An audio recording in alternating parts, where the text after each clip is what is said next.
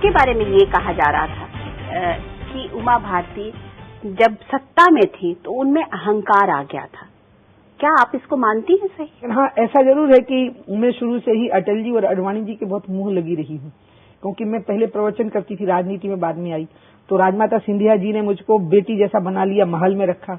मैं 8 साल की थी तो मेरे पास कार थी, ड्राइवर था। मुझे लगता है भारत में बहुत कम बच्चों के पास 8 साल की उम्र में खुद की कार और खुद का ड्राइवर, खुद का प्राइवेट सेक्रेटरी होगा। और मुझे लगा है एक आध बार कि हाँ, ऐसा अहंकार मुझे हुआ। कहते हैं कि आप बहुत जिद्दी हैं, बहुत जिद्दी हैं कि बस जिद में आ गई तो बस आ गई, बस खत्म हो गई बात। फिर किसी की न सुननी है और न ये सुनना है कि कौन बड़ा क्या कह रहा है, नहीं मैंने ठान लिया, ऐसी वाली है उमा भारती। मैं पहले बहुत लाडली रही सबकी।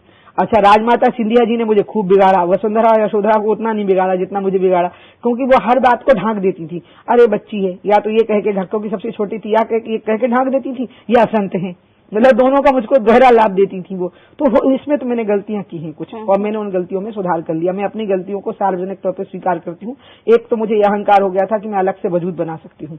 अलग से वजूद बनाना था तो विचारधारा छोड़नी पड़ती, जो मैंने नहीं छोड़ी। तो उसमें एक हिस्सा अहंकार का और एक हिस्सा गर्व का भी है कि मैंने विचारधारा नहीं छोड़ी।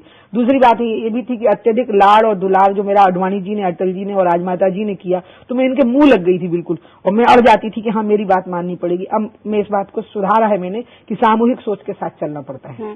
तो अब अपने आप में आप कॉम्प्रोमाइजेस करने लगी? कॉम्प्रोमाइज नहीं, सामूहिक सोच के साथ चलना, सबके सोच के साथ। मुझे लगता है ये एज है।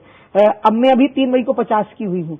इसलिए मैं ये कह सकती हूँ कि जो बड़े पद होते हैं, जो अपन मान के चलते हैं कि थोड़ा बड़ी उम्र का आदमी होना चाहिए, वो शायद ठीक बात होती है, क्योंकि 30, 40 और 50 में सोच में अंतर होता है। मेरे खुद के सोच में अंतर आया है। आपको लगता है कि आपको मध्य प्रदेश का मुख्यमंत्री का पद जो है वो बहुत कम उम्र में मिल पाया गया? मैं 42 साल की थी जब मैं मुख्यमंत्री बनी थी। नहीं, लेकिन उन निर्णयों को मैं प्रभावित नहीं होने देती थी अपनी उम्र से। हाँ, जब मैं अटल जी के साथ मंत्री थी तब जिद कर जाती थी कैबिनेट में, क्योंकि मेरे सिर पे कोई बैठा हुआ है तो मेरे अंदर भय नहीं होता था। मुझे लगता मैं एकमात्र कैबिनेट मिनिस्टर थी जिसको प्राइम मिनिस्टर डांटते नहीं थे, बल्कि मेरे मैटर को डेफर कर देते थे अगली कैबिनेट के लिए, और फिर सीधे मुझे लंच के लिए ले जाते थे अपने साथ कैबिनेट से उठा के, और फिर लंच की टेबल पे मुझे कहते थे, अरे यार ऐसे क्यों करते हो, हम तुमको मानते हैं लेकिन तुम ये भी तो ध्यान रखो कि मैं तुम्हारा प्राइम मिनिस्टर हूँ। मतलब इतने अच्छे ढंग से मनाते थे। मैं वो मसीहा थे, भगवान थे, मैं कभी उनको भूल नहीं सकती। आज वो बैठे हुए हैं, इसलिए भारतीय जनता पार्टी में इतनी ग्रेस और गरिमा है, और मैं चाहती हूँ कि वो 100 वर्ष पूरे करें। आपने अभी गंगा का अभियान बहुत छेड़ा और उसमें आपने प्रधानमंत्री को पत्र भी लिखा, उनसे आप मिलने भी गई। सुना है कि आप सोनिया गांधी से भी मिलने वाली है। मेरे पास 2 बहुत खूबसूरत पत्र हैं जिनको मैं अपने मरने के बाद में भी कह के जाऊंगी कि संभाल के रखना। एक जो नितिन गडकरी जी ने मुझे लिखा और एक सोनिया गांधी ने, एक कांग्रेस की अध्यक्ष ने लिखा और एक बीजेपी की अध्यक्ष ने, और दोनों में गंगा के बारे में एक समान बात कही कि हम गंगा के बारे में आपकी भावनाओं का सम्मान करते हैं और हम इसमें पूरी तरह से आपका सहयोग करने के लिए तैयार हैं।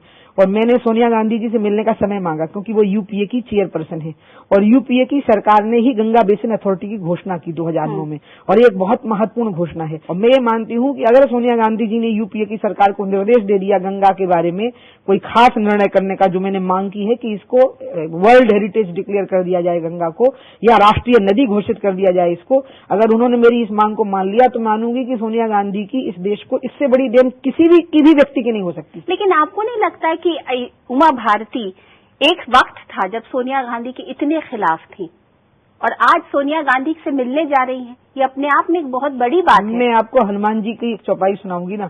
हनुमान जी ने कहा था, मोहि न कछु बांधे कर लाजा, कीन चहु निज प्रभु कर काजा। मुझे अपने बंधे हुए होने की कोई शर्म नहीं है, मुझे तो अपने प्रभु का काम करना है। तो गंगा मेरी माँ है, और सोनिया गांधी के दरवाजे पर मत्था टेक करके भी अगर गंगा का काम होगा, क्योंकि वो यूपीए की चेयरपर्सन है, और उन्होंने मुझे जो पत्र लिखा है वो इतना अच्छा लिखा है राधा।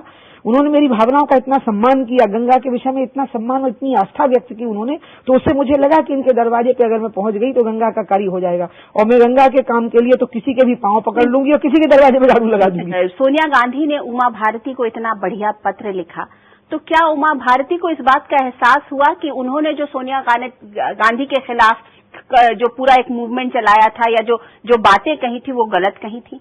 आज मेरी उनकी मुलाकात हो रही है लगभग 10 साल के बाद। पार्लियामेंट में वो मुझे देखती और बहुत प्यार से देखती थी जब मैं पार्लियामेंट में होती थी, तो मिनिस्टर भी थी तब भी। उसके बाद मैं मध्य प्रदेश में चली गई और फिर हमारी मुलाकात होनी बंद हो गई। आज मैं उनसे मिलती हूँ, मैं मिलने के बाद आपसे दोबारा आमना सामना करूंगी तब बताऊंगी। तो ये थी आमने सामने में उमा भारती।